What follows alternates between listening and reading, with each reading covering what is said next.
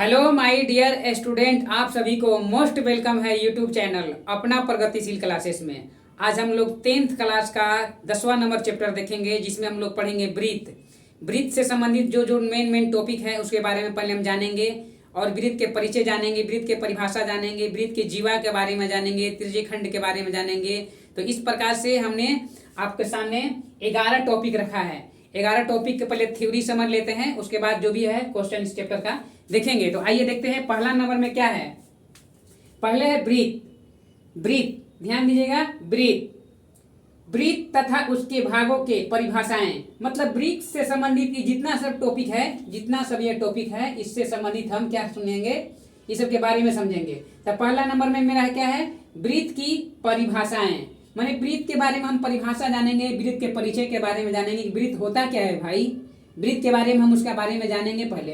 तो ब्रीथ होता क्या है, तो ब्रीथ की परिभाषाएं, ब्रीथ की परिधि, ब्रीथ की परिधि क्या होता है, ब्रीथ की परिभाषा देखेंगे, ब्रीथ की परिधि देखेंगे, ब्रीथ की परिधि क्या होता है, ब्रीथ की केंद्र क्या होता है, और ब्रीथ का त्रिज्या क्या कहलाता है, ब्रीथ का व्यास क्या होता है, और ब्रीथ का चाप क्या कहलाता है, और ब्रीथ का जीवा जिसको चापकर्ण भी कहा जाता है।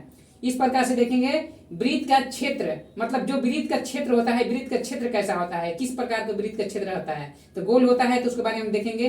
अर्ध ब्रीथ क्या होता है, अर्ध ब्रीथ मतलब ब्रीथ का आधा भाग जो होता है, अर्ध ब्रीथ के बारे में पढ़ेंगे। ब्रीथ खंड मतलब ब्रीथ खंड का मतलब होता है, इसमें दो ब्रीथ खंड के दो भागों में बांटेंगे, लघु ब्रीथ खंड और दीर्घ ब्रीथ खंड।